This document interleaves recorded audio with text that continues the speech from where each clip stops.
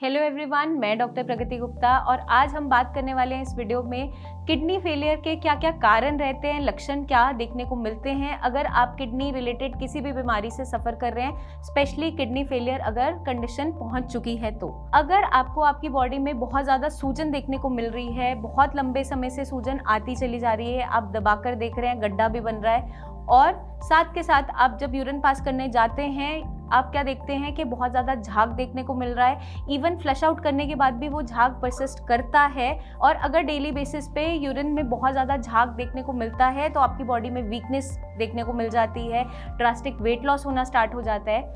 अगर आपकी बॉडी में इचिंग बहुत ज़्यादा है, आपने बहुत सी एंटी एलर्जिक दवाइयाँ खा ली, बहुत सी एंटी फंगल ट्रीटमेंट ले लिया, लेकिन वो खुजली सबसाइड नहीं हो रही है, तो वहाँ पर किडनी की इन्वॉल्वमेंट देखने को मिल जाती है। क्योंकि किडनी फेलियर की कंडीशन के अंदर अगर बॉडी में वेस्ट मटेरियल बहुत ज़्यादा कलेक्ट हो गया है तो आपकी बॉडी में इचिंग बननी स्टार्ट हो जाती है, क्योंकि टॉक्सिन्स जितने भी एक्यूमुलेट होते हैं बॉडी में उसके कारण से इचिंग देखने को मिलती है। अगर आप किसी भी ऐसे लक्षण से जूझ रहे हैं तो इसके पीछे कुछ कारण हो सकते हैं जिसकी वजह से किडनी पे इम्पैक्ट आया है। अब वो कारण के बारे में हम डिस्कस करने वाले हैं। सबसे जो मेजर रीज़न है किडनी को ख़राब करने के पीछे वो है आपका बढ़ता हुआ ब्लड प्रेशर। अगर आपका बीपी अनकंट्रोल्ड रहता है, आप डेली मेडिकेशन ले भी रहे हैं तो भी अनकंट्रोल्ड है, तो उस कंडीशन में आपकी किडनी पे इम्पैक्ट आना स्टार्ट हो जाता है। नॉर्मल जो बीपी वैल्यूज़ है वो आपकी 120/80 मानी जाती है, but patient to patient, age to age vary करता है बीपी वैल्यूज़। लेकिन हमें ध्यान क्या रखना है, आपका जो डायस्टोलिक बीपी है, मतलब कि नीचे वाला जो बीपी है वो 80 के अंदर अंदर रहे। अगर वो 90 क्रॉस कर रहा है तो आपको सतर्क होना ज़रूरी है, क्योंकि एक संकेत है जिसकी वजह से आगे चलकर किडनी खराब हो सकती है। और सारे वो लक्षण जो मैंने आपको बताया आपकी बॉडी में देखने को मिल सकते हैं। तो अगर आपका अनकंट्रोल्ड रहता है बीपी तो उसको इन चेक रखिए, तो उस कंडीशन में आपकी किडनी श्रिंक भी हो जाती हैं। आगे चलकर हमारी जो कंडीशन है वो प्रोग्रेस होती चली जाती है, हमारी बीमारी बढ़ती चली जाती है। सेकेंड जो रीज़न है वो है बढ़ता हुआ शुगर वैल्यूज़।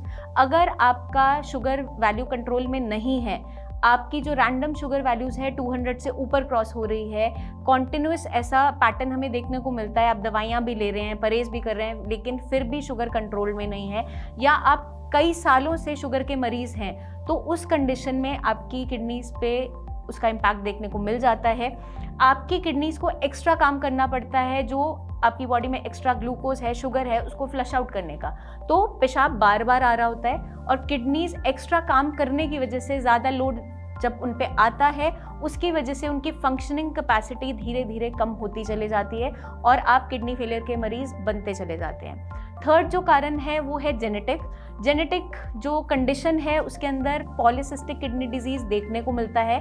ज़्यादातर ये आपके फैमिली में रन कर रहा होता है, आपके ग्रैंड पेरेंट्स किसी में भी हो सकता है या फोर फादर्स में हो सकता है। आगे चलकर आप तक ये जीन्स आ जाती हैं और आपकी किडनीज़ के ऊपर गांठें बननी स्टार्ट हो जाती है। और जो एक और कंडीशन है उसमें क्या माना जाता है, अगर हम पेन किलर्स का बहुत ज़्यादा यूज़ करते हैं, ओवर द काउंटर ड्रग्स, जैसे हम एक बार डॉक्टर ने प्रिस्क्राइब कर दिया लेकिन आपको हल्का सा दर्द हुआ या दर्द ज़्यादा बढ़ा, आप बिना डॉक्टर की गाइडेंस के, बिना डॉक्टर की प्रिस्क्रिप्शन के उसको मार्केट से परचेज करके ऐसे ही कॉन्टिन्यूसली यूज़ कर रहे हैं, तो उसकी वजह से भी आपकी किडनीज खराब हो सकती हैं। पेन किलर इंड्यूस नेफ्रोपैथी भी देखने को मिलती है और उसमें भी ये सारे लक्षण देखने को मिलते हैं। कारण चाहे जो भी रहे, चाहे आपका बढ़ता हुआ बीपी, शुगर, कोई जेनेटिक रीज़न या किसी ड्रग की वजह से, बट सारी ही कंडीशंस में जो मेजर सिम्टम्स हैं जिसके बारे में हमने डिस्कस किया वो देखने को मिलते हैं। अगर आपके यूरिन में झाग देखने को मिलता चला जा रहा है, आपकी बॉडी में स्वेलिंग परसिस्ट कर रही है लंबे समय तक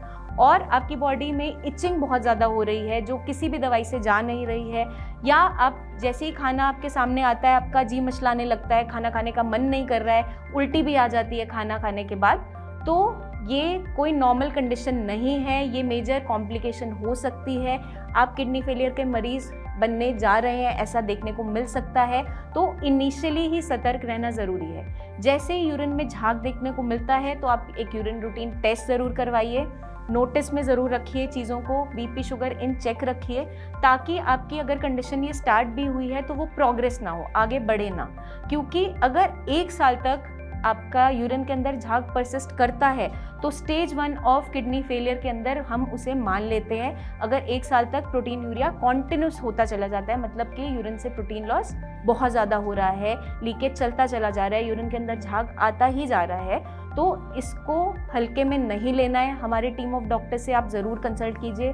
नीचे दिए हुए नंबर्स पे आप कॉल करके या फिर व्हाट्सएप करके रिपोर्ट शेयर कर सकते हैं। आप पर्सनली मिलना चाहें तो अपॉइंटमेंट लेकर आ भी सकते हैं, क्योंकि आपकी कंडीशन जितनी जल्दी हमारे नोटिस में आती है, डायग्नोस होती है, उतना नुकसान किडनी का हम बचा सकते हैं, आपकी किडनीज को सेफ रख सकते हैं, हेल्दी रख सकते हैं। जल्दी ही मिलेंगे नेक्स्ट वीडियोज़ में, तब तक के लिए अपना खास ध्यान रखिए। Take care.